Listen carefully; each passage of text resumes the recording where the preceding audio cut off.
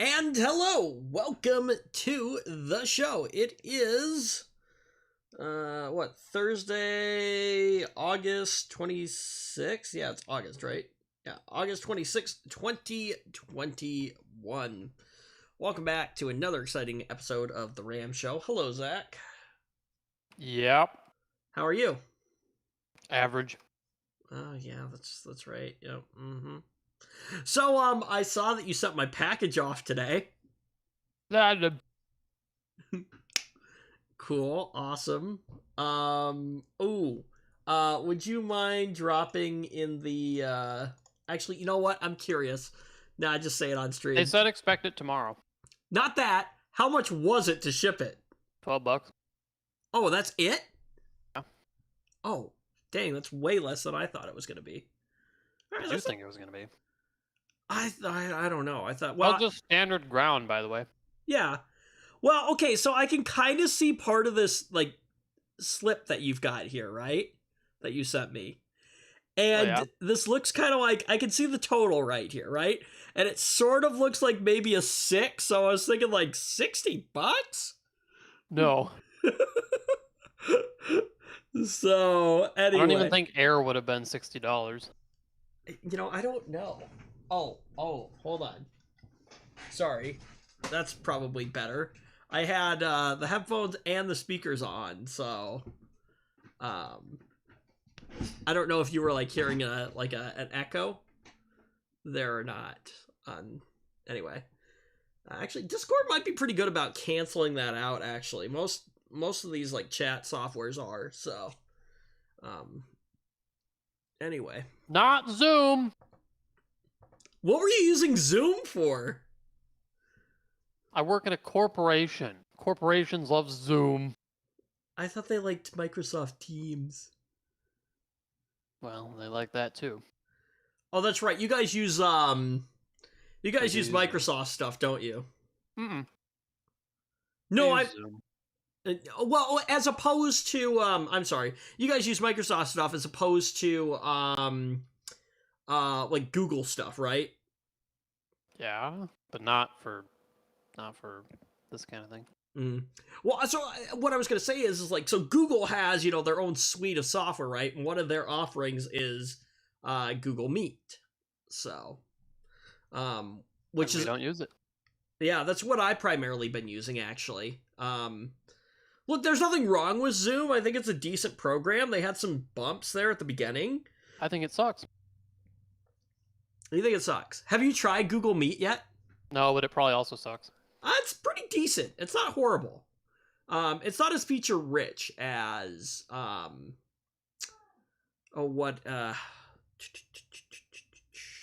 Zoom. Sorry, I just blanked on the name of it. Yeah, it's not as feature rich as Zoom, but it works really, really well. I am collaborating with a old coworker, and we typically have like pretty decent hour long or multiple hour long conversations with it. So, and I don't seem to notice any issues. But anyway, so, oh no, I was gonna ask you what you actually sent me, but I want to be surprised. So, but anyway, Computers. Well, I know you sent me computers, but I mean like which ones? But I was hoping to find some more, but it turns out that the big site visit that just came back, they didn't actually do any computer swapping. Interesting.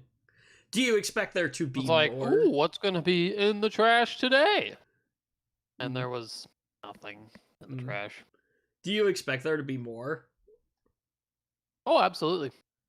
Just like it's going to be a little bit. There'll be stuff. I'm sure there'll be stuff to go through within the next few weeks. So if you get any more of those little systems, yeah, I probably would take a couple more. So I'm sure there'll be more. How was the shipping experience on your end, at least? I walked in like an idiot, walked out feeling like an idiot, but they're shipped. So did you just basically hand them the address and said, "Here, ship it." Like, here's a box. Here's the address. Bill it to this account. Bill it to this account. And of course, the person behind the counter. Don't ask me any more questions. I don't know. And the person behind the counter is just like, cool, awesome. The person behind the counter was fine. So anyway, so let's see, updates on news. So I applied for an IT position a couple weeks ago. Mm-hmm. Did you get it? No, I didn't. Well, I'm sure it will be one of many you don't get. Because, sorry, I'm not talking trash. That's just how it is. It's terrible. So, okay, so me and my buddy were talking about this, right? And I think one of the problems with the IT industry is you have to have experience to get in. But you can't get experience without being in. Yes, that's a thing. But, I've literally gotten rejection emails like months after applying. I'm just like, what makes you think I'm still considering you now? I already wrote off that application a long time ago. It's almost like just a slap in the face to send me a 6-month late rejection email. Like, come on, really? So, how many... Hang on, I'm going to turn my mic up just a little bit here. So, how many positions did you apply for before actually getting, like, a position? My first one? Yeah, sure. Dozens. I kind of figured. So... Me and my buddy are wondering if it's just easier for us to just branch out on our own and build our own company. Probably not. I don't know at this rate. I'm attempting to, to get a position. But yeah, so that's one of the things that frustrates me so much is that, you need some experience to get in, but you can't necessarily get the experience without being in the industry. Like, so what do? It's like catch-21. Know how you get experience? You'll be a ticket drone like me. Yeah. I suppose I could. I don't... It's such a snooze fest, but whatever, I guess. I know. Yeah. Well, so I thought I was on a pretty decent path here, so I submitted my application. And keep in mind, I don't have a degree, right? Like you do. So that helps you a little bit. I mean, honestly, if I were, I know I'm not qualified to be a recruiter, but, I bet the experience that you have for the church is probably, pretty good. Well, okay, but see, that's what my thought process is, right? It's like, look, I've been doing this for, 3-4 years now. I basically handle I am the administrator, right? But the problem is that I think volunteer work doesn't necessarily do jack squat as opposed to actually having it, as a job on a resume. Although I think it did help me a little bit because Maybe you should just put it down as a job. But it's technically not a job. See, that's the problem. It is on my resume. The only thing that's not a job about it is the fact that you're not getting paid. That's true. I have to check on that. It's on my resume under volunteer work. So I don't know. If I were you, and I'm not a resume expert or anything, but if you ask me, I would say maybe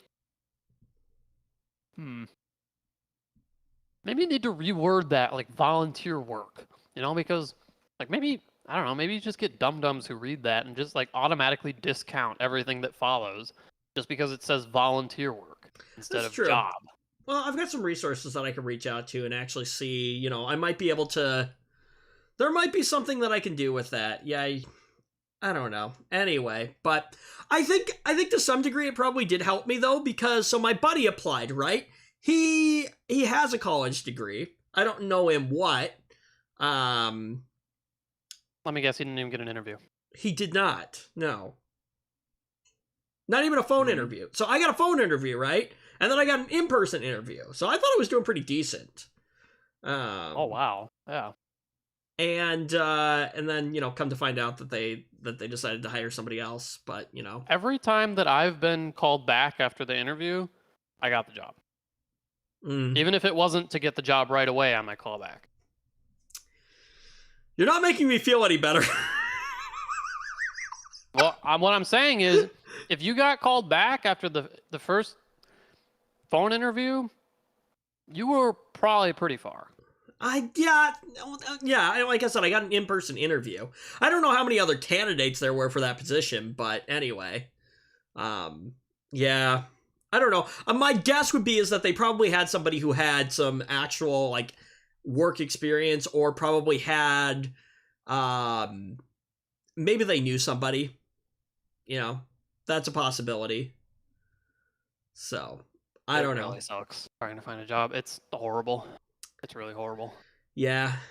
Okay, so, like, let's be clear. It's like, it's not like I don't have a job at all right now, right? I do, but you probably hate it, right? I don't. Okay, look, I don't hate my job, right? There are aspects of it that I wish were different, and obviously, I would love to be in the IT field. That's, that's where I want to be. But I don't hate my job, If I'm with my current employer for a while, for a while longer, like life goes on and things like that, I'm in a pretty decent position. But anyway, so basically, to drown my sorrows, though, of not getting this position, Zach. What'd you get yourself? I haven't got myself anything. Really? I was expecting you to, like, show off some... No, I will be doing something, however, though, in the near future, hopefully. Within about a month or so. Doing something? Yeah, I'm going to take some vacation. Like a lot of work. I'm going to take some vacation time, and I think I'm going to come up to your guys' neck of the woods. You and Joe's. What the heck are you doing here? Here's boring. What do you mean? Have you seen where I live? Yeah, actually, that's true. Where you're from is even more boring. So there's plenty of stuff to do up in your neck of the woods, dude. Like, okay, look, you're but I don't know, it's hard to call it a vacation because it's like not even that far, right? Like the climate's the same, the scenery is mostly the same. Okay, for me it's just it's a vacation. It's time off from work. It's time to go just do some fun stuff for myself, basically. So yeah, I get that. And I haven't taken time off for a while, actually. I don't remember the last time I took time off. Make sure, if you're thinking of getting a new job, make sure you cash all your time off. Yeah, so things are weird with... Unless they'll pay you for it. No, when I got laid off not, but... from my last job, they paid me for all my time off. Some states are required by law to do that. Iowa is not one of them. I'm sure they are required to do it. So I'm sure that stingy company wouldn't have done it if they didn't have to. Yeah, I don't know if they were laying me off because they were poor. Well, losing customers. It was probably part of your severance package. So, anyway, that's one of the things that's really that really bums me out about not getting this position, though, was that they actually have really decent benefits, which would have been really, really nice. But anyway. Yeah, life moves on. We move forward. So, yeah. I don't want to be at my current position longer than another year. But, anyway, yeah. So, so to drown my sorrows, I will be probably coming up to your neck of the woods at some point here. I was talking with Joe. We're thinking sometime in October. So. Oh, that's not at all what I was thinking. Oh, you were thinking probably sooner, weren't you? I was thinking why next weekend or something? Yeah, no, not next weekend, but anyway, so, yeah, So, actually, so, funny story, right? So, did I tell you we're doing, yeah, I think I probably did. We're doing a new VoIP system for the church. You did. It's first VoIP system, actually, because we don't, we just have standard telephones right now, right? So I'm working with a telephone company. We're waiting for equipment. All the contract stuff has been signed, all that stuff, right? So now we're just waiting for the equipment to show up so that they can get it installed and things like that, right? Well, anyway, before all this went into place, right? So I'm talking to the new pastor, yada, yada, yada, right? He's a young guy. He's like my age. So, he's like, okay, tech, right? Because the previous people that we've had, right, at our particular church have all been older. Like they'll come to retire at our church, right? So this is like the first time in a really, really long time, for as long as I can remember, for as long as I've been a part of this church, that we have a young priest, right? So anyway, so he wants to do all these upgrades and things like that, and I'm totally on board because I'm like, cool, new toys, right? So anyway, apparently though, so we got a proposal and everything, and he took that to the finance committee. And apparently the finance committee said that I'm not allowed to leave the area because I am too valuable. I should go to the finance committee and say, if I'm that valuable, then hire me.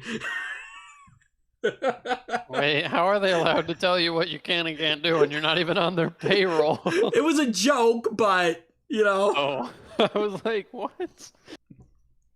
Okay, fair enough. Yeah, they're like joking, like I'm not allowed to leave because like I'm too valuable. So I should joke with them. Okay, I need a job. Pay me.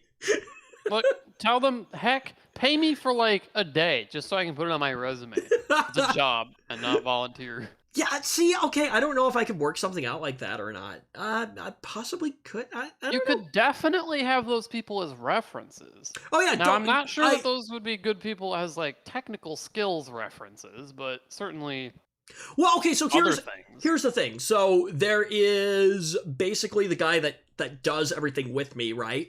So I've used him as a reference because like Oh, we're he's working actually okay. yeah, we're working like hands on together, right? Like he's Yeah, absolutely.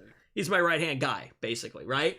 And then I put the office secretary down because she is pretty much my like I support all the users there variously, but she's like the one that I support the most, right? And so the theory was that if a company's calling, a reference, right? Like, oh yeah, he knows what he's doing, right? Like, and like from the more like I guess customer service standpoint, or the support role portion is kind of where I was thinking with that, right? So anyway, but yeah, I don't know, keep trying. I guess my philosophy is when the right opportunity is there, it will just fall into place, I guess, which is the part I got to keep telling myself. I've had that happen. Well, I don't know about had that happen, but well, yeah, I guess I have had that happen. But like, I don't know. It's weird. I find it hard to predict even what I'll be doing in the next year because it's like never gonna pan out the way I think. And I say like, oh, I don't want to be at my current position, and I want to be doing this, this, and this, but like, I don't know. Yeah, you never know what's going to happen. Really going to happen that way? Probably not. Right, yeah, you never know exactly what's going to happen, so. I don't even, like, right now, if I had to take a guess, I would say I mean, there's maybe coin flip odds of me at the same company, but who knows, man, Maybe in a different tier. Maybe I get a raise, I don't know. I want a raise. Yeah. So. If I don't get one, that's when I'm going to start looking. Mm-hmm, yeah. So I'm just going to be one of those people, like, look, here's a job offer I just got, pay me more or I'm taking it. Right? What if you don't get it, though? Well, then I'm taking it. I hate getting a new job, though. I just hate it. Ugh. You hate change in general, though.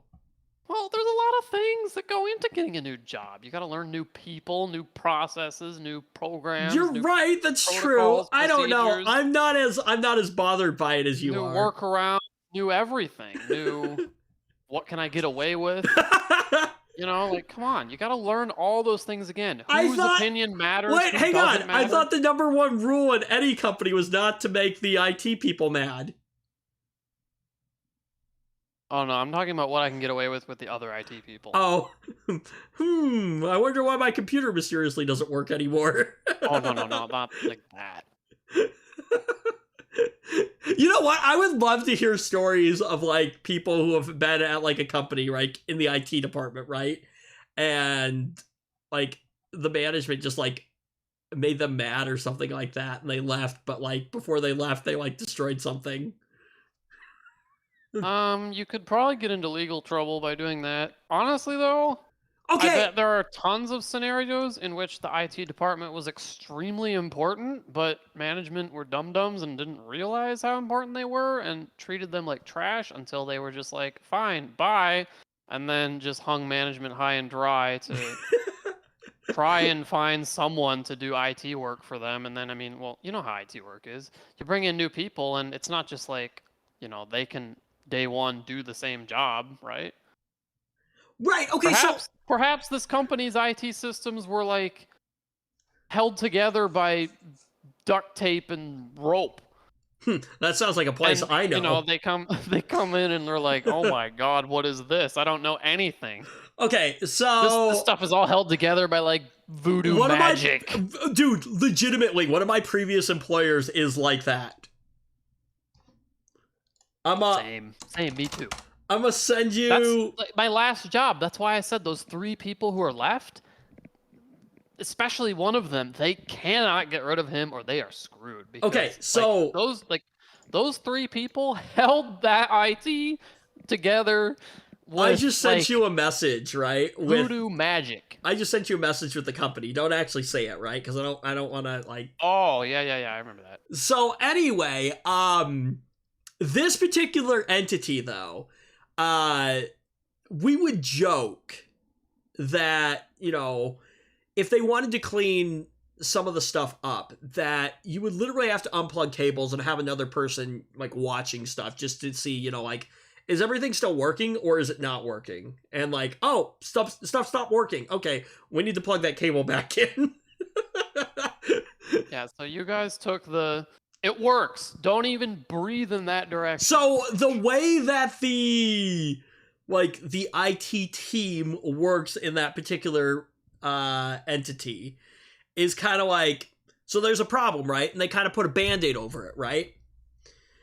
And then you end up with like 5 band-aid layers. Right, because the band-aid... And then eventually the whole thing is just one giant band-aid and you can't even Yeah, exactly. Yeah, the band-aid just becomes, yeah, like the band-aid sort of kind of like falls off, so they put another band-aid over that band-aid.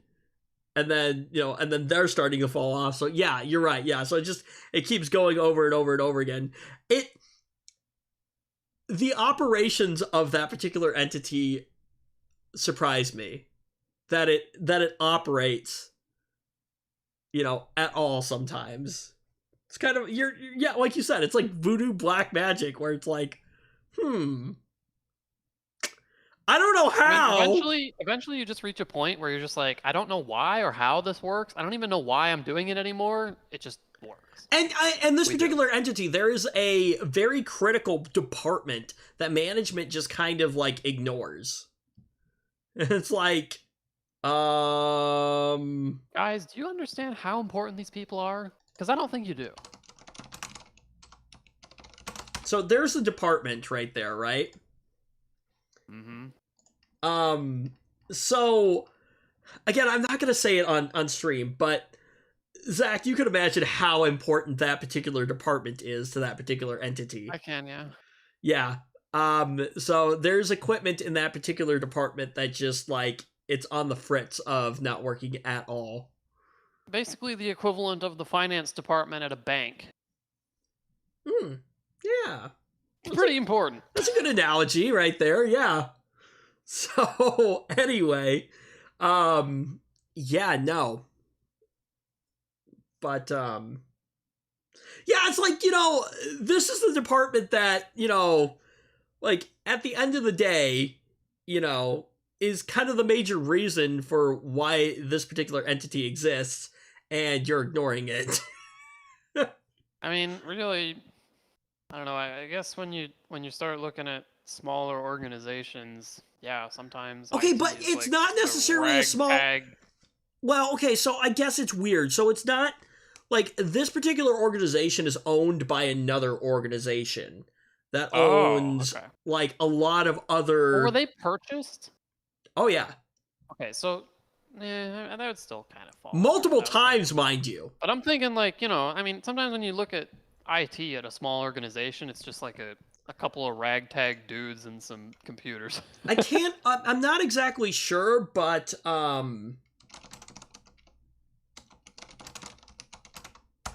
so that right there, right? Again, don't say it. But no idea who that is, but okay. Take your word for it.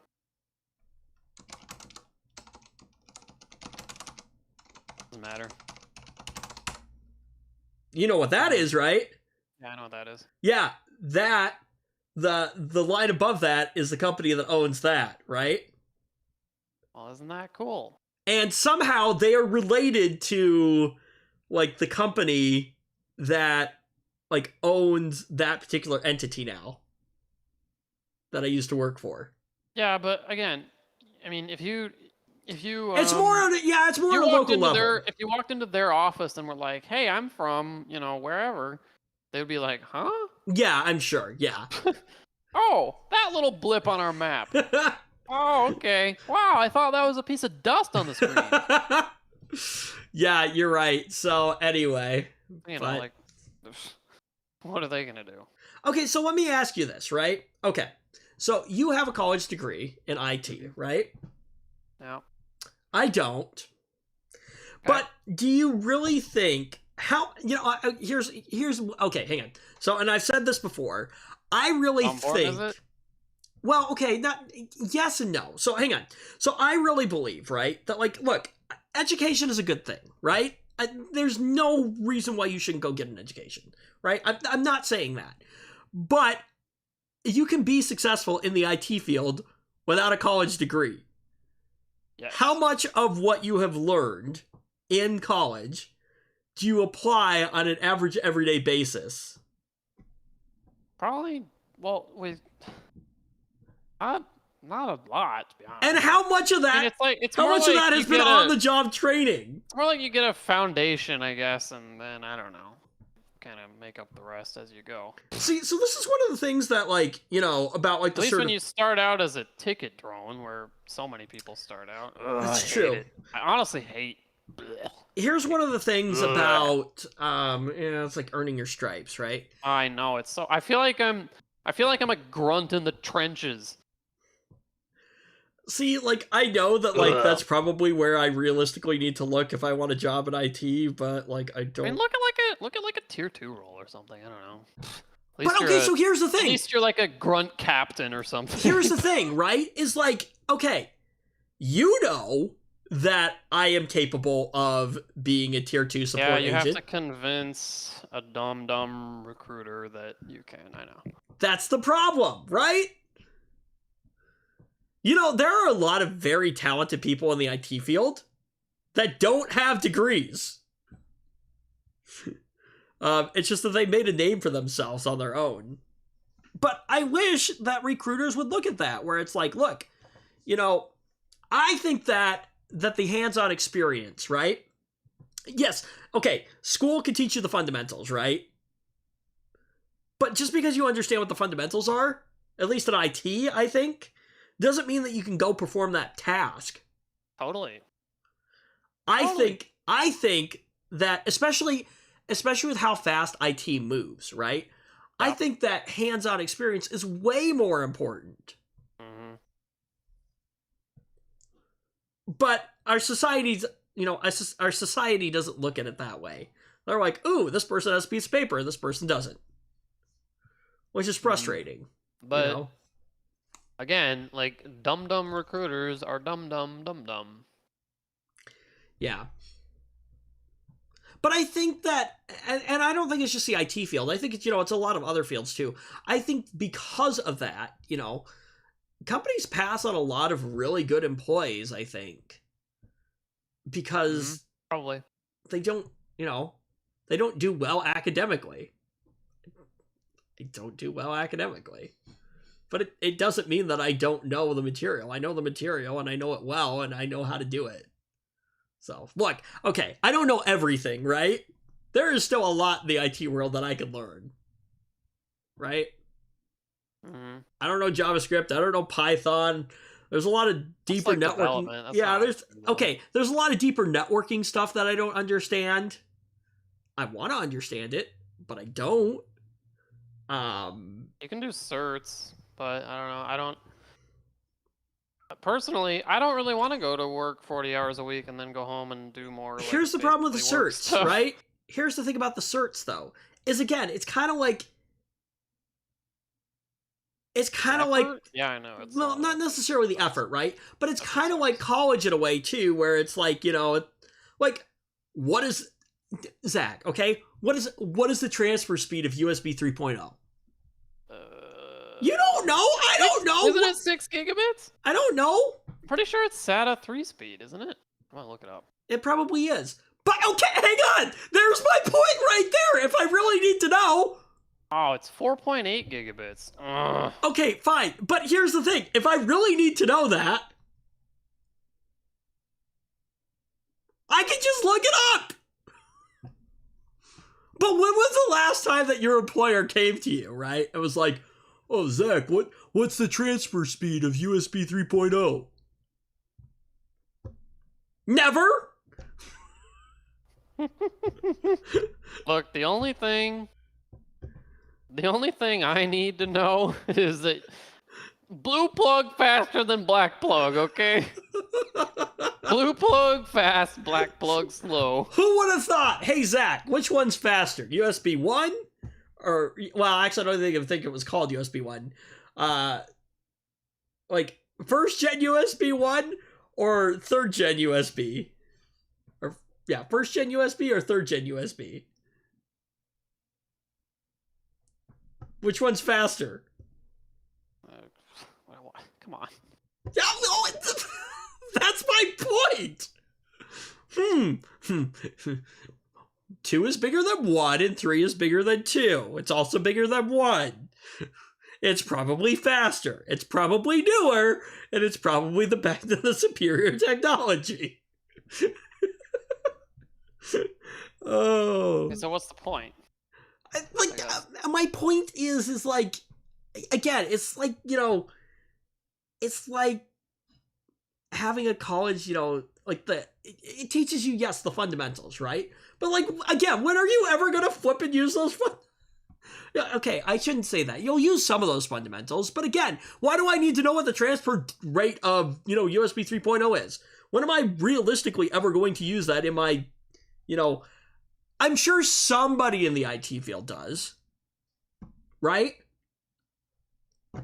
But like, if it's really that critical to that job, you're gonna learn it, Honestly, that's the kind of knowledge that only benefits you as like a dumb tech peasant. Like, okay, look, if you're building servers, right? Like, what the different SATA speeds are, for like drives and things like that. Yeah, that might be important, especially if you're building a storage server, right? But if you're doing that kind of work, you're gonna have done your research, right? They don't often even use SATA. Yeah, well, okay, yeah, that's true. Yeah, SAS or whatever, right? But like, that's my point, right? I don't know. Anyway, so let's speaking of technology things, right? Speeds and things like that. TSMC is raising chip prices and supply shortages, or as supply shortages continue, Zach. Okay.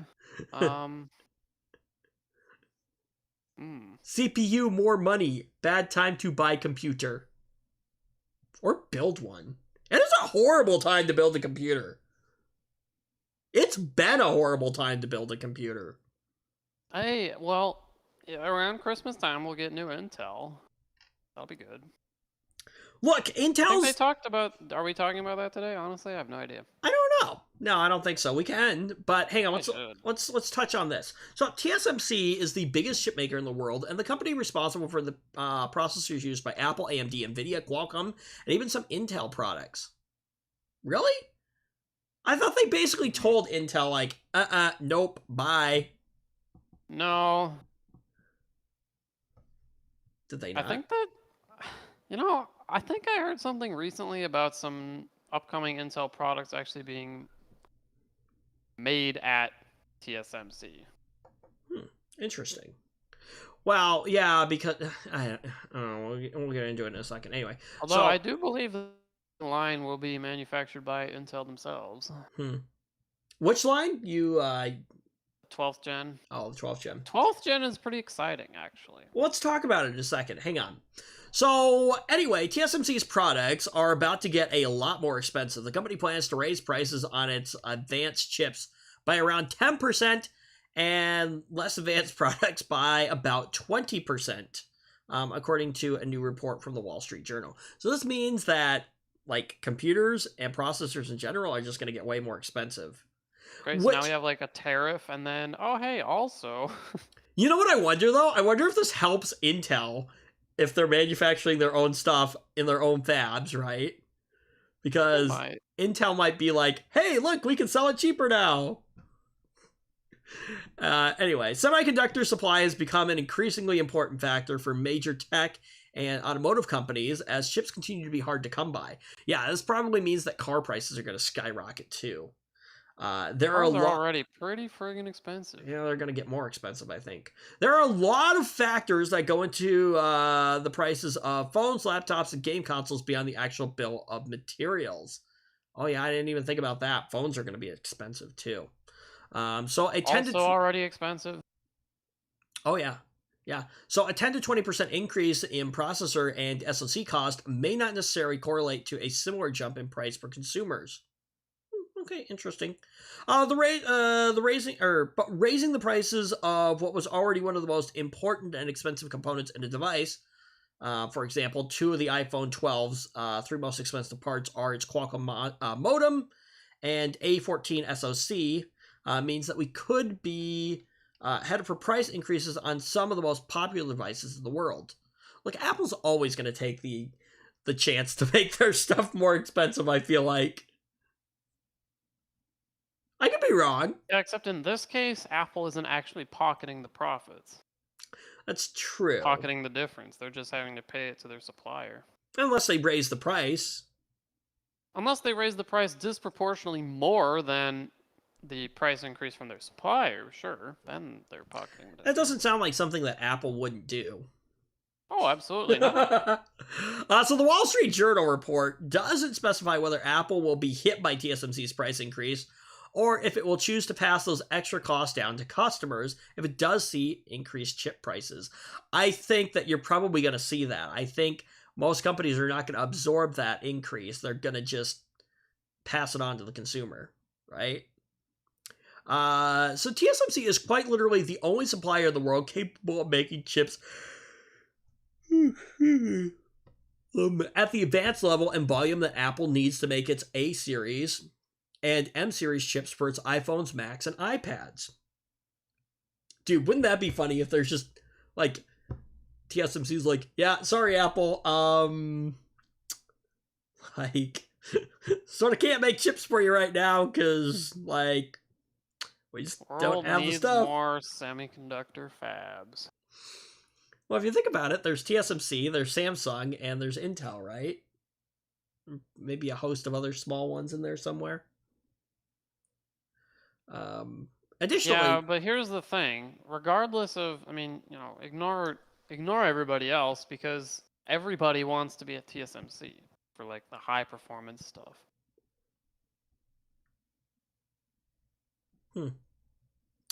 Additionally, Apple CEO Tim Cook did warn in the company's last earnings call that silicon supply constraints could be coming to its upcoming iPhone and iPad products this fall, especially for older, less advanced chips. The good news is that the raised prices may actually help alleviate some of the supply issues for TSMC by reducing some of the demand that's been driving the scarcity in parts. It'll also help TSMC continue to raise money it needs for its ambitious investment in expanding capacity, which includes spending $100 billion through 2023 on plans like its $12 billion manufacturing hub in Arizona and other projects. TSMC has previously warned that shortages would likely extend into 2022, and it's at its latest quarterly earnings report. Holy mackerel. Yikes. Okay, so what's going on with Intel 12th gen then? What do we know? Big Little. Big Little's gonna happen. Okay, so remind me what Big Little is. You get the big cores and you get the little cores, and they're on the same die. Woohoo! So what is supposed to be accomplished by that? Well, Intel wants to challenge the multi-threading superiority of AMD this way. seems. So like your top CPU now is what? I think 16 cores, 24 threads. Isn't that a bizarre thing? 16 cores, 24 through. What? Because you got 8 like normal cores that are high performance and are hyper threaded, and then you got 8 Atom cores, like little cores, like the Atom CPUs. What? Yeah, you basically got a bunch of little tiny laptop CPUs bolted onto it. What? They're just gluing them on, Zach? And then they made fun of AMD for gluing CPUs together, didn't they? Yeah, they did. So we'll just glue more on. I haven't looked at the lineup, but they say that the Atom CPUs take up something like 4 Atom CPUs for the same amount of space of one like normal core. And yeah, I mean they want to give you 8 plus 8 now. They don't, even though AMD will offer you 16 full-size cores in their top product, Intel's like, nope. We're still sticking with 8, but we're giving you little cores to go with it. We're just gonna glue some more cores on here for you. Everything will be good. There are no prices, okay? But here's the thing. No, this okay. could actually be good, though. This could actually seriously be good. Have they? Because so it's been announced, right? But do we announced? Let's look at the lineup. Where? Yeah. Okay. So that's what I was looking for. If you can find the link, right? Oh, let's look at the lineup. According to Tech Advisor, right? Intel Alder Lake, right? 12th gen price. Alder Lake. Alder Lake. Okay. Alder Lake. I don't think Intel hasn't officially confirmed any prices. Price is usually one of the last things to be revealed, so it's no surprise that there's no news in this area. Some leakers, however, are saying that if there's any price hike, it will only be on the top end chips and it won't be much. So okay, but imagine an i5 though. Like think about how much an i5 costs. Well, okay, so let's see. So the recommended pricing is what? Like hang on, the recommended okay, go on. The recommended pricing of the current Comet Lake CPUs gives a rough indication of how much you could expect to pay. So let's see. So the Core i5 10210. What? Okay, hang on. Sorry, quick rant. Intel, you need to fix these names. My goodness. What is going on here? Okay. Rant over. Anyway, so the Core i5 10210U. Let's see. Goes for $297. That's a U. That's going to be a laptop CPU anyway. So why do we care about that? It's not really equivalent. But either way, though, like a $200 range i5 with, I mean, what, you're getting 6 plus 6? I mean, compare that to the equivalent Ryzen, like a 5600X. That's pretty friggin' good. So what is the current gen? Comet Lake? No, I don't. I think I don't or know. Rocket Lake. Track of what I think it's Rocket Lake. Yeah, the 11th gen. Okay, yep. So, okay. So, let's see. It doesn't have pricing in here on these. Yeah, so I'm a little disappointed. So, okay, so what is Intel's logic here, right? So we're not going to give you more cores. We're just going to give you little cores to go with it, right? To basically like boost your boost the performance of your chip. Well, I actually think that there's got to be more to it than that. Like, well, obviously these are going to offer big increases over their last products for multi-threading performance, right? But here's the thing. Imagine this in a notebook, though, with like 4 big cores. Okay, that would be pretty. That would be pretty cool. Cores. Okay, now imagine like the battery life implications there. Well, yeah, especially with the ARM processors. Look, okay, we saw this, ARM based, right, which is what Apple has basically moved to now. Like, the battery life on those things is amazing. But yeah, I guess so. Okay, here's the thing though, right? So you move to ARM cores, right? Or well, not These aren't cores. ARM cores. Yeah, but what would they be? Chiplets? ARM? No, these are just small cores. Okay, well, yeah, that's what I mean. But like, These are just smaller cores of a different design. well, I thought you said they were ARM based. No, they're not ARM based. I never said they were ARM based. Oh, I thought they were ARM based. I thought that's what They're you not. said. Anyway, okay, fine. Okay. Like, here's the thing though. So you have all these little, these small cores, right? So do they really add up to the performance of a big core?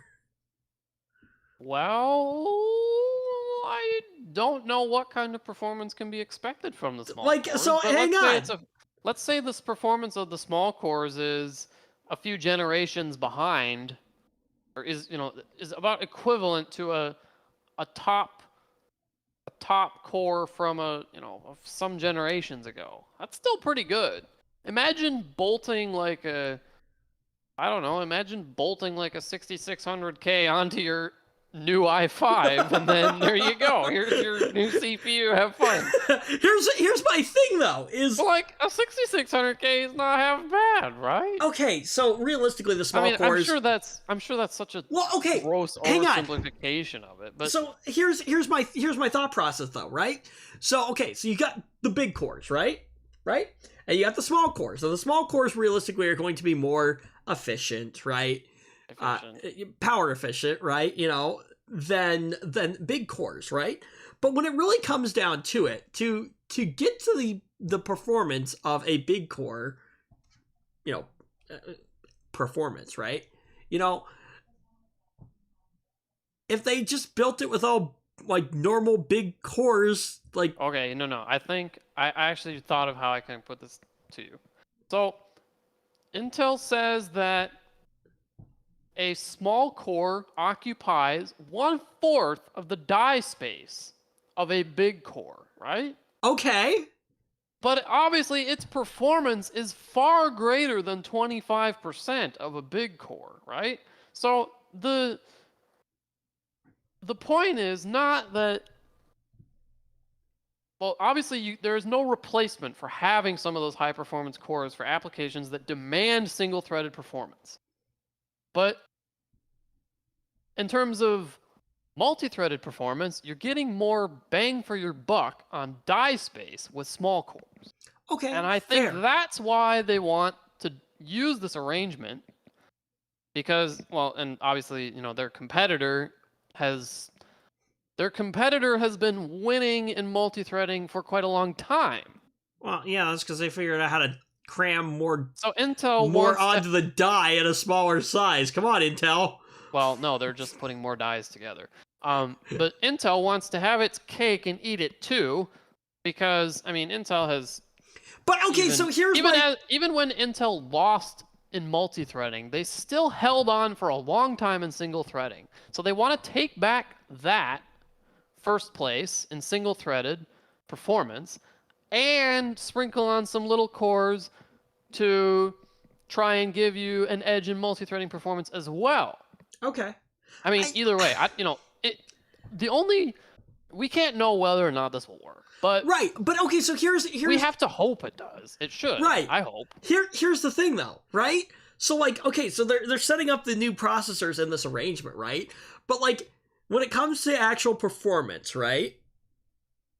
Would it just make more sense to just have everything as like, these high performance cores and call it good? Yeah, but think about how much bigger your die has to be. Well, that's true. And obviously that means your yields are going to suck, and obviously that cost gets passed on to the customer, and, people don't want to buy overpriced stuff from Intel when they can just buy AMD. Well, we'll see what happens. Right? If the price of the TSMC, if TSMC is 10%, charging whatever. more. Oh, and obviously we haven't even touched on power. So Okay, yeah, okay, so I- hang on. This is the one area where I could actually see where this could, could actually, be it's not what you beneficial. think. These chips are said to be quite power hungry. Ah, okay. So like I again, the point that I keep getting to here is like, yeah, okay, sure, you can cram more on and you're getting more threads, right? But like at the end of the day, like, are you better off just Intel could have its cake and eat it too on single and multi-threaded performance. And if nothing else, that's a good kick in the butt for AMD to keep making good products. Sure, okay, but okay, hang on. Hasn't much of the I don't know, I could be wrong. Hasn't much of the world moved towards multi-threading performance, or multi-threaded tasks now? You still want to have both? That's true, but like, what? Are there a lot of things that really take advantage? Obviously, you can't just go, oh, well, like, you know what? Let's just make our top chip be like 32 little cores. There you go. Have fun, guys. No, we can't do that because applications that need single-threaded performance are yes, gonna like. but they're getting. I feel like applications that are single-threaded are kind of dwindling. They're still always gonna exist. They're still always going to exist. You're right. And what about for gamers? Well, Gamers want, well, obviously, the amount of like, modern games don't, they're not only using one CPU core. But, I mean, in a lot of modern games, you don't get much out of going past 8 cores. Well, they want to give you 8 high-performance cores. Oh, coincidence. That's just about good enough for modern games. You're going to get pretty good performance. I mean... I get what they're doing, right? And yes, you're right. Okay, the idea is intriguing, right? Hey, now here's I'm not 100% sold on it. Well, you don't have to buy it. I mean, it's going to be certainly interesting to watch. And you're right. It's going to be super interesting to watch because, well, AMD is going to have to do something to counter this. If Intel comes out with a new CPU that wins in single and multi-threaded, well, AMD's not just going to sit there and be like, well, we lost. So AMD, I don't know, follows suit? I don't know. They've got plenty of experience gluing more chips on. I'm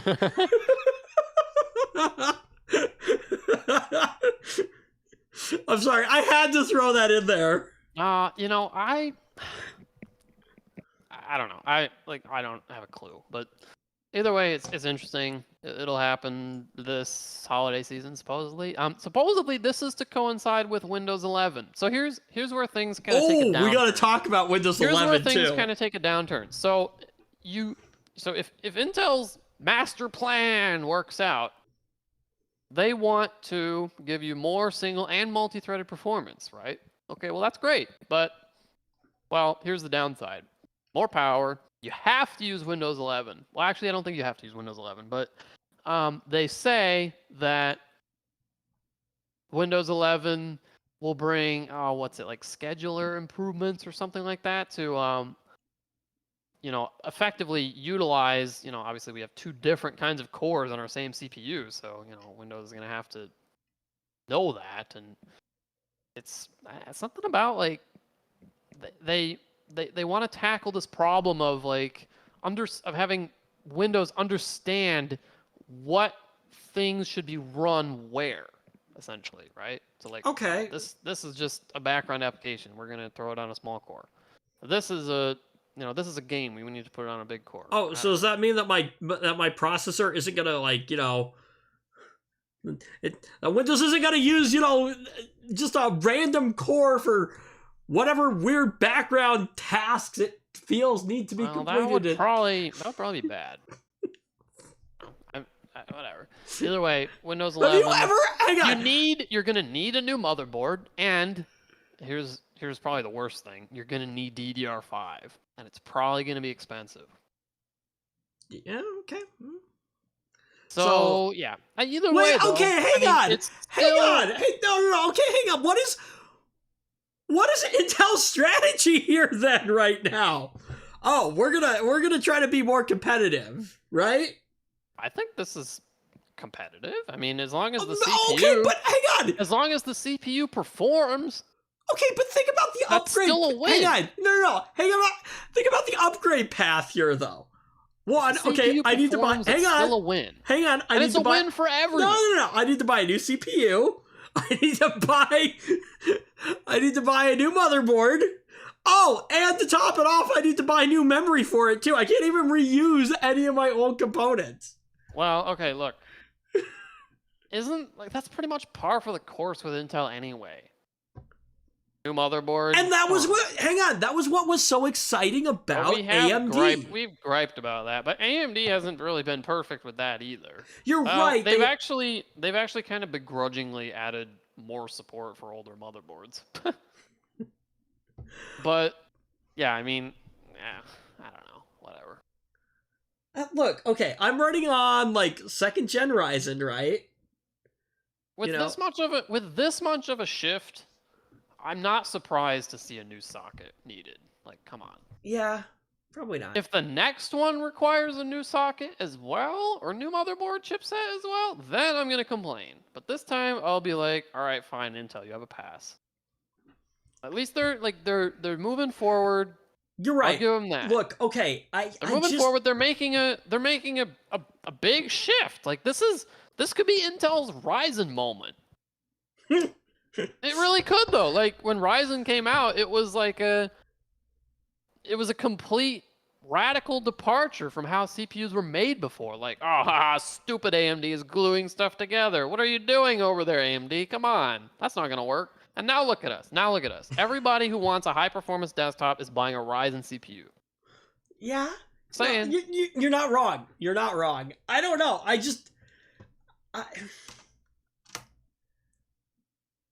don't know if I'm sold on the idea yet. Well, what about next year? What about next year when this platform is more mature? Maybe DDR5 is not so expensive. I think here's the thing. What are they gonna? Who knows what they're gonna? I think here's the thing. Imagine like an augmented version of this CPU. There are going. Oh, hang on.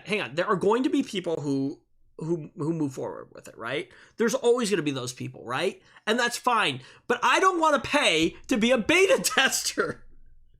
Oh, I don't either. I don't plan on purchasing this. But I don't know. I mean, if this is let's say this is the fastest CPU for gamers, that alone is going to be a big win. If everybody online is saying, you want to play video games, buy this. This is the fastest for games. Yeah. You know, a lot of people are building CPUs or building computers to play games. If they can find the parts. Let's say you're building a brand new computer. Anyway, let's say, you know, you're not somebody like us that just has like piles of crap, like computer crap laying around. Well, you know, you're buying all new stuff anyway, so and you're looking, well, Intel, AMD. I mean, you know, the idea of buying a new platform doesn't really matter for that person because they don't have anything to go off of anyway. I think in that particular instance that, yes, you're right. For the upgrade, it is a harder sell. You're right. Yes, you're right. For the upgrade path, it is a harder path, right? Like for me, I could go and buy a 5000 series Ryzen CPU and just slap it in my computer right now. I wouldn't have to change out memory. I wouldn't have to change out my motherboard. I might have to do a BIOS update, but that's it. I can't do that though. Not with my board, probably. And you actually might. You could do at least a 3000. I probably could. But like, here's the thing: even if I was going 5000, right? Like, okay, fine. I have to buy a new motherboard and I have to buy a new CPU, right? But I can keep my memory. Well, I don't know. I mean, we've been on DDR4 for a long time. Yeah, but how long was DDR3 around for? I actually don't know. I think a while.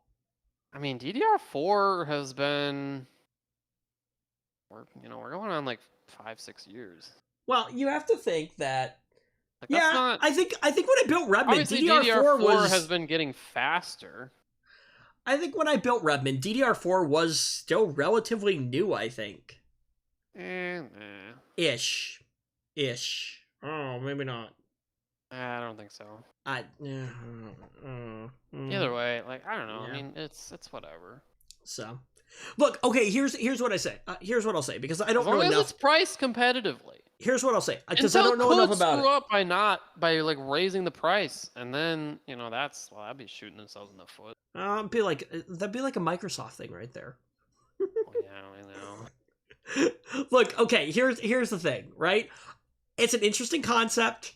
We'll see what happens. I don't know enough about it, so I'm not gonna. I'm gonna stop talking about it. I don't know that much about it either, but like, it's, Well, it's we'll cool. see. It's interesting. We'll see more I don't know. info I mean, come out about it. they're doing something that we haven't seen before. Like, it could be great. It could be crap.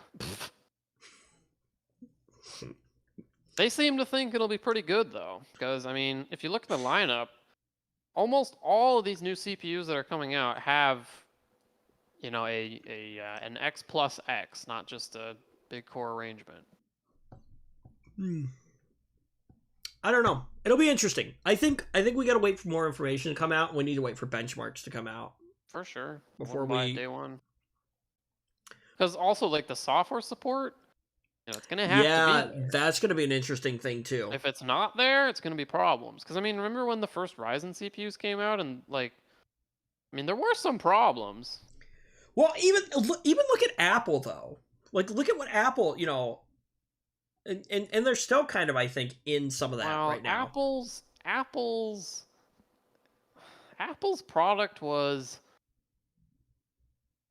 radical in a completely different way. Right, but I'm just saying in terms of that, look, they changed the architecture, right? Like, it won't be a case of, this program will not run on this CPU because you're right, but it won't be optimized for it. It won't be optimized. But like, it will run. It'll be more a case of like, well, maybe this or that program runs like trash. It'd be interesting for, you know what? I'd be really interested to see it for rendering. That would be interesting. Yeah, I'm sure. So, I don't know. Something tells me, though, that I would probably just use the high-performance cores for that. I'm sure it would. Yeah. So it might not be that exciting. Anyway, moving on. Let's talk about Microsoft news for this week. Zach, you're going to absolutely love this week, okay? Do tell. We're talking about Windows 11. Right? This is from Ars Technica. Zach, switching from Microsoft Edge. Oh, I know where this is going. It gets more annoying in Windows 11. Yeah, I think I remember reading something about, Microsoft really doesn't want you to change browsers in Windows 11. So a report from The Verge the other day has drawn attention to why current Windows 11 beta testers are handling third-party web browsers like Chrome. And Firefox. These tweaks continue a trend that has intensified over Windows 10's lifecycle. You can use any browser you want on Windows, but are you sure you would like, or you wouldn't like to try Microsoft Edge instead?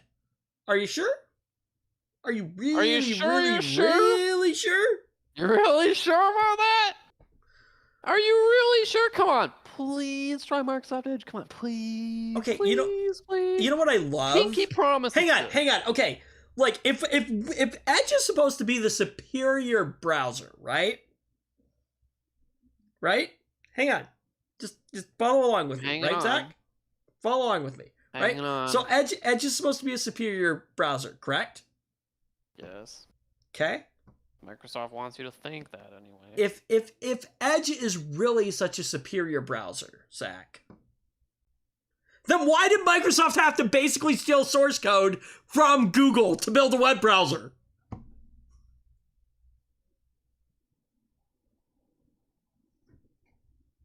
Just saying. Just saying.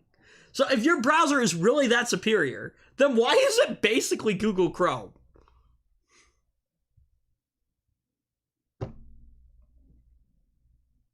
What do you got for me, Zach? Nothing. Thank you. So don't give me any of this bull crap that, Edge is a much better browser. No, it's not. You guys can't even develop a browser. You tried, and it was a piece of junk. So you had to go steal. Well, they didn't really steal it, but basically you had to rely on Google. They had to license it from Google. I don't think they licensed it. I'm pretty sure the Chromium stuff is like, I think that's all open source, so anyone can use it. Yeah, but I wouldn't be surprised if the fact that it's included in Windows would make it now we have to license it kind of thing. Yeah, I wonder about that. But it's just, I don't know, it's hard to justify it being a better browser when it's basically Chrome. You know? Like, anyway, so. There are two functional changes in the current beta of Windows 11 that make switching browsers more annoying. The first is that the OS no longer pops up a window asking you if you'd like to switch browsers the first time you click a link after installing a new browser. The second is that the default app screen has removed the broad app categories currently available in Windows 10. Windows 10 allows you to set the default email app, map app, music player, photos viewer, video player, and web browser from the default app screen, while Windows 11 makes you choose an app first and assign defaults one file extension at a time. Run me through that again? So basically, you know how now in Windows 10, right? You can set what your default browser is, right? Just in the settings. Sure. Okay, well that's going to go away. And you're going to have to set the default app for every single file extension by itself. Why, Microsoft? Come on. I hope there's a tool that'll just do it. Someone will make a tool. Yeah, somebody will develop a tool. Look, okay, I don't get it. Why does Microsoft continue to try to shove stuff down people's throats that they clearly don't want? And it's like, think about it. Is shoving Edge down my throat really gonna... You really think that's gonna make me want to use it more?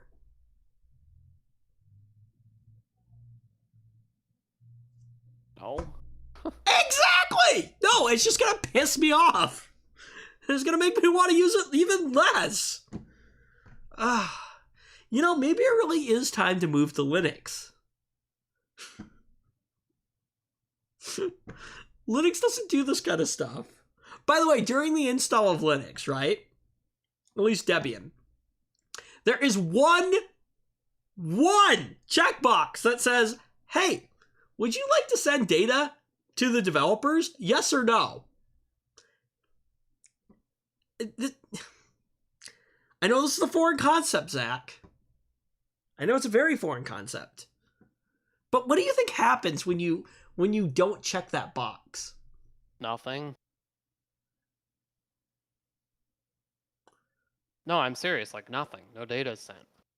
Right. What a novel concept.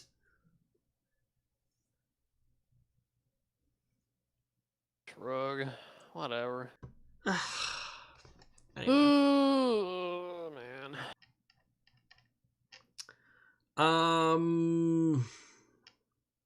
Yeah, so basically it looks like you're going to have to, set the file extension for every single, file that you open, basically. I don't know. I really hope that is just a thing in the beta right now, and that it won't make it to the final version. Something tells me that that's not actually going to happen, but anyway. Who knows? So, Zach, Samsung will let you unlock your Z Fold 3's bootloader. Really? Mm-hmm. Do you have to, sell your soul to them before they will? No. Your cameras just won't work. Why the camera of all I things? don't know! Is it a bug?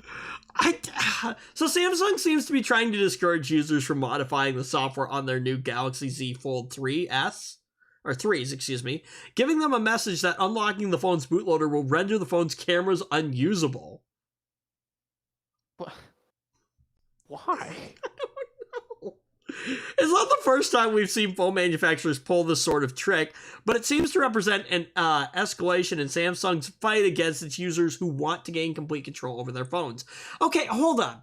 Look, here's the thing, though. If I just can't understand the idea of buying a phone and not having complete control over it. Look at all the Apple users. I mean, I get that you're never gonna have complete control, but Okay. You get so much more by Now, jailbreaking. hang on, though. I thought the whole point of unlocking the bootloader was to have more precise control over the device, right? Yeah. So if that is really the case, then realistically, couldn't you just go back in and re-enable the cameras? I don't know. I'm sure that what happens is when you unlock the bootloader, something at a lower level than the OS level like breaks, and I don't know. you'd have to somehow modify whatever broke. So an XDA I'm forums really user, not an expert at all about that kind of thing, but I'm sure somebody on the XDA forums is. an XDA forums user confirms that after unlocking the bootloader, the Z Fold 3's cameras were completely non-functional. Facial recognition, loading the camera app, and trying third-party camera apps all failed for them. The user reports that relocking the bootloader made the cameras work again. That's funny. Goodness gracious. That's purely a software thing. According to a photo posted by a member on the forums, the message users receive when trying to unlock their Z Fold 3's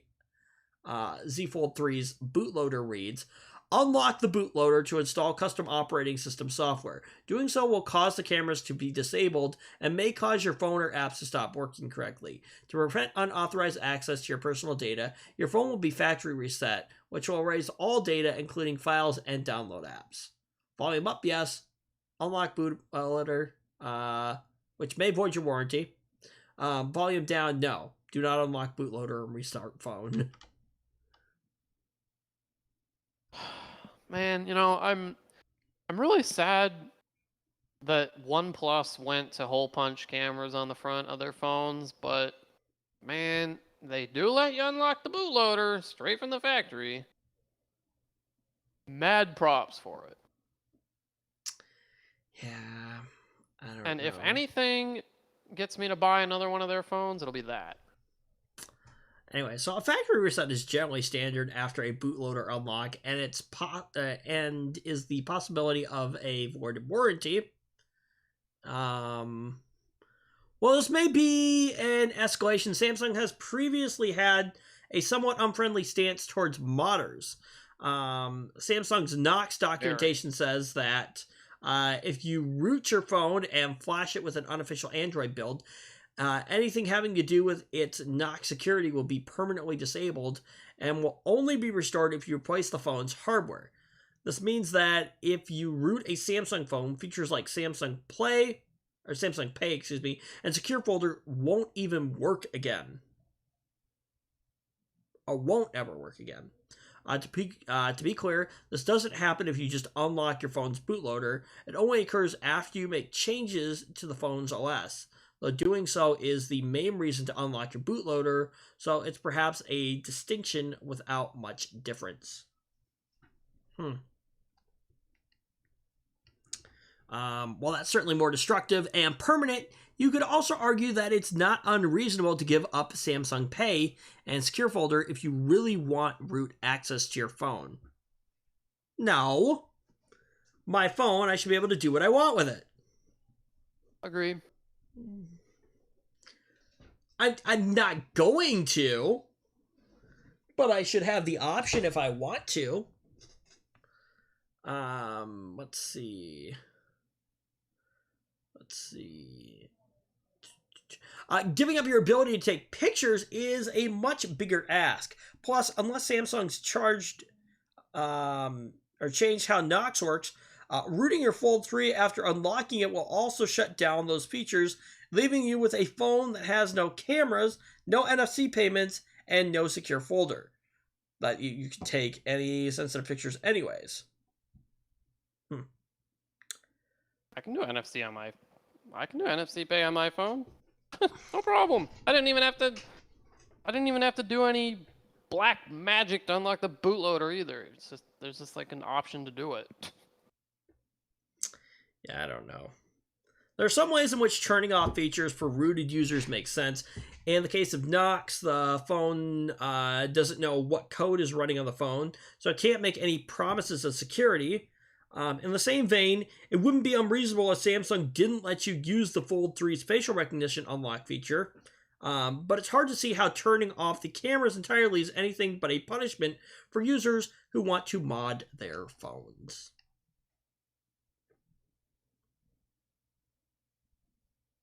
Oh, I mean, I think they should. I think that disabling even that is kind of an ask, honestly, because like, I mean, instead of like, oh well, we can't guarantee it's going to be secure, so you know, we're just going to disable it. How about just a disclaimer? Here's what you're doing. Here are the potential consequences. Do you want to do it? You know, I hope a lot of this stuff. I wonder what would change if a right to repair bill was actually fully passed. You know, does it unlock stuff like that? So, anyway, yeah. Also, Samsung right here. Now, this is, I don't know. This is interesting. Samsung says it can remotely disable stolen TVs, Zach. I mean, that's like, wow, what a noble cause. But at the same time, why is that capability even part of the TV? Right? Like, why can the manufacturer disable anything after I paid for it? Samsung has revealed its TVs can be remotely disabled if the company finds out the units have been stolen. This feature is called the television block function, and Samsung says it was recently activated in South Africa after a number of Samsung TVs were taken from a company warehouse during a wave of protest and unrest last month. Samsung says the technology is already preloaded on all Samsung TV products. Yeah, I don't know how I feel about that. And ensures that the television set can only be used by the rightful owner with a valid proof of purchase. So what? My TV gets locked and I have to go to Samsung and say, look, I've got my receipt. Look, okay, and then, you know, what happens when you try to mod your TV and then Samsung goes, oh, you're a bad boy. You can't have a TV anymore. Sorry. It's not clear, Bye-bye, though, TV. from Samsung's description whether the feature is only intended to combat large-scale theft or if it will ever be used to help individual customers. Probably won't be used to help individual customers. Come on. You know it. Okay, for the TV block function to work, Samsung needs to know serial codes of the stolen unit. When the set connects to the internet, it checks its serial code against a list of Samsung servers and disables all TV functionality if it finds a match. Interesting. Blocking the TVs. Be too difficult to block that. Yeah, I don't know. Maybe. I don't know. I wouldn't be surprised if somebody found a way to block that. Blocking the TVs stolen in South Africa was presumably relatively easy. They've been taken from Samsung's own warehouse where the company would be tracking its inventory. It's possible that an average customer whose TV is stolen would be able to report its serial code to the company to have it remotely disabled, but it's not clear if Samsung offers or plans to offer such a service. The company does say, though, that in the event that customers in South Africa have one of their TVs blocked by accident, they can have the block lifted by sending a proof of purchase to some email address.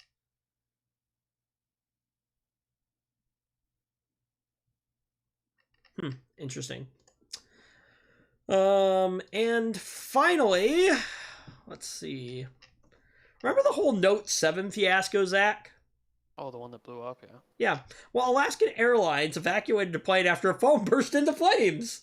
Oh, nice. Let's see. So, they had landed in Seattle from New Orleans on Monday evening. The phone was a Samsung Galaxy A21. Huh?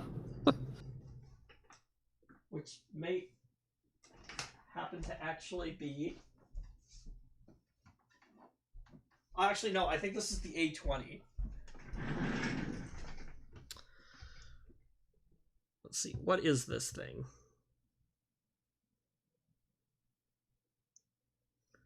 Settings. This is the A20, so we're good. I don't have to worry. Anyway, okay.